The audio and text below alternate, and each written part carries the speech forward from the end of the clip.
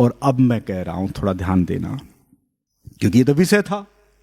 लेकिन अब मैं साथ साथ में आपको वह सहज यात्रा, सहज मार्ग की यात्रा भी तो यहां चल रही है। एनलाइटेंड होंगे नहीं होंगे वो एक अलग विषय है, छोड़ो, क्योंकि विरले होते हैं। इसलिए बुद्ध पुरुषों की श्रृंखला और बुद्धों की यात्रा और इस पृथ्वी और बुद्धों की संख्या विरले होते हैं। उसकी चिंता ना करें, हो जाए तो कृपा बरस गई, धन्यवाद दें। और अगर नहीं होती है तो फिर उस सहज यात्रा पर निकलें। और मैं कहता हूं कि वो सहज यात्रा इतनी महत्वपूर्ण यात्रा है, इतनी सहज है कि 5 इंद्रियां हैं आपकी, 5 इंद्रियां हैं ना, ठीक है। देखो, अब वो तो किसी धारणा से जुड़ गई चीजें, अब मैं आपको आपसे जोड़ रहा हूं, मैं आपको आपसे जोड़ रहा हूं। 5 इंद्रियां हैं, परमात्मा ने 5 आयाम दिए हैं आपको उस सहज यात्रा पर चलने के लिए। उसी यात्रा में एक ओंकार का मार्ग है, अनाहत ध्वनि का मार्ग है, नाद का मार्ग है, जिस पर चलकर आप उस सहज यात्रा में प्रवेश कर जाते हैं। और मुझे इतना विश्वास है कि आज तक, अभी तक, अगर उस मार्ग पर कोई भी यात्री चला, कभी भी, आज चले या पहले चला या भविष्य में भी कभी चलेगा, उससे सहज कोई मार्ग नहीं हुआ है। और वही वह सहज मार्ग है कि उसी सहज मार्ग के द्वारा जो आज तक जितने भी इस पूरी पृथ्वी धरा पर मुक्त हुए हैं, इस पृथ्वी को छोड़ दे, पता नहीं कितनी पृथ्वियां होंगी, जो भी उस मार्ग पर चला है तो वो मुक्त हुआ है, वो स्वतंत्रता को प्राप्त हुआ है। और वो उस एक यात्रा जो कि एक अंतःकरण की यात्रा है, केवल एक इंद्रिय की यात्रा है। नाद केवल हमारे अंतःकरण का एक ऐसा सुनना है जिसे परमात्मा की ध्वनि कहते हैं, जिसे ओंकार कहते हैं, जिसे ओम कहते हैं। ओम जपना नहीं भाई, ओम का सुमरन नहीं, ये एक प्रतीक है, केवल नाम है। लेकिन उसका गुंजायमान जो आपके भीतर हो रहा है, अगर आप उससे रूबरू होते हैं, उससे जब परिचय हो जाता है और जब उसके करीब आप रहते हैं, तो अंतिम क्षण जब आपकी मृत्यु की होती है तो वो इतना सहज है, इतना सहज है, क्योंकि ऑटोमेटिकली प्रकृति का विधान है। जब आपके प्राण छूटते हैं तो इंद्रियां अपने आप से बंद हो जाती हैं, ना सुना जाता, ना देखा जाता, ना स्पर्श का कोई संबंध रहता है। इसको थोड़ा समझ लेना। जब आपके प्राण छूट रहे होते हैं ना, आपकी इंद्रिय अपने आप से बंद हो जाती है। तो कमाल है कि हम उस यात्रा को जब आप यहां करते हैं तो यहां आपका प्रत्याहार का जो संबंध है, यम नियम आसन प्राणायाम प्रत्याहार धारणा ध्यान समाधि, वो जो प्रत्याहार है, जब आपकी इंद्रिय भीतर मुड़ती है तो उसमें एक इंद्रिय का काम है कि आप उस नाद को सुनते हैं और उससे जुड़कर भी आप अंतिम सैया पर जब होते हैं तो आप मुक्त हो जाते हैं। और मुझे पता है कि उससे ज्यादा इस धरा पर आज तक कोई मुक्ति और मोक्ष और निर्वाण को प्राप्त नहीं हुआ।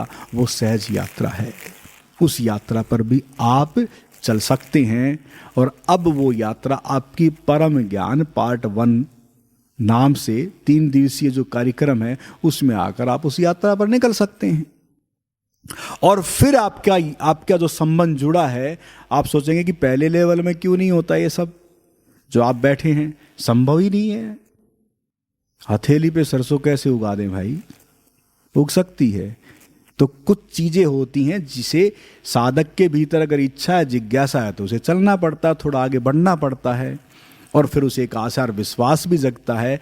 तब आप भी कह सकते हैं कि जहां जाओगे मुझे पाओगे, आकाश में जाओगे तो मैं हूं, पाताल में जाओगे तो मैं हूं।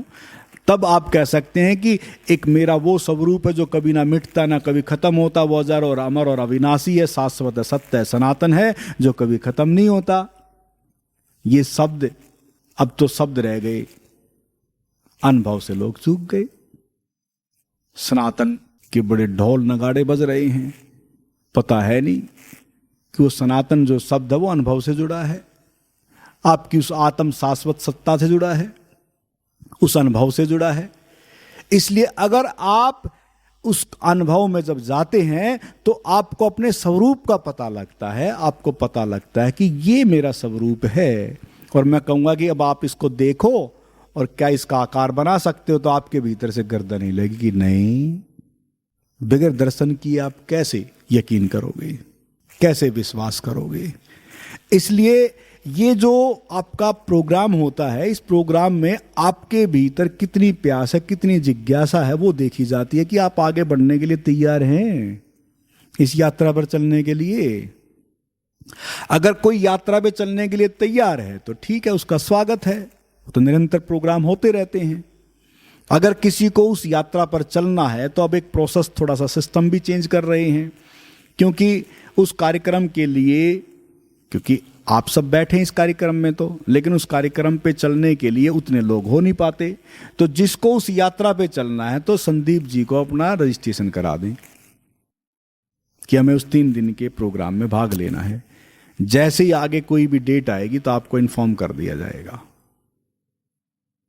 तो इसलिए अगर उस प्रोसेस के तहत आपको चलना है तो वो सहज और सरल मार्ग है, और इतना सहज और सरल है कि ना इतना शरीर है आपका सहज सरल, ना आपका मन है इतना सहज सरल, ना आपके संकल्प इतने सहज सरल हैं, ना आपके भाव इतने सहज और सरल हैं जितना सहज वह यात्रा है। तो इसलिए उस यात्रा के द्वारा भी आप इस यात्रा पर निकल सकते हैं और जीवन के जीते जी निर्वाण और मुक्ति और मोक्ष का सूत्र आप प्राप्त कर सकते हैं। और अगर आपको एनलाइटन की यात्रा पे चलना है तो अभी एक क्रिया होगी, अभी एक ध्यान होगा, उस ध्यान को आप करें। आप सोचेंगे इन ध्यानों से भी एनलाइटन की घटना घट सकती है। बुद्ध ध्यान में तो बैठे थे, तभी तो घटना घटी थी। मन का गिरना किसके द्वारा होगा, अहंकार का गिरना क्या है, क्या ऑपरेशन है ऐसा।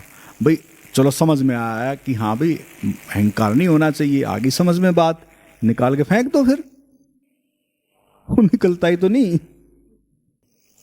यही तो बड़ी समस्या है। नहीं तो फेंक दो, बोला यार हाँ ठीक है चलो फेंक दिया। अब उसका क्या है जरिया, उसका ऑपरेशन क्या है, ध्यान।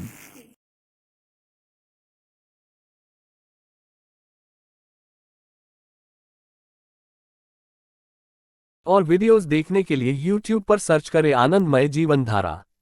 चैनल को सब्सक्राइब करें और आप अन्य वीडियोस देख सकते हैं।